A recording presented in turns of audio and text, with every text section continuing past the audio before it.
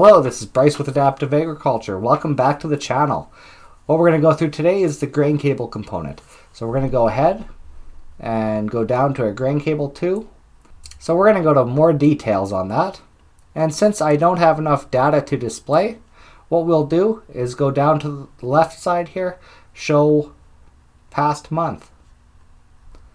And that will give us an average of the 3 nodes, as you see here.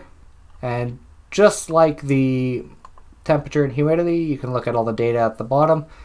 Another thing you can do with this is go to the settings. Grain type you can change to all of these options, and then you can do a partially filled or not partially filled, and measure every 1 hour, and then submit. Anyways, that's all I have here for you today. So if you have any questions or comments, leave it in the comment section down below. And as always, have a great day.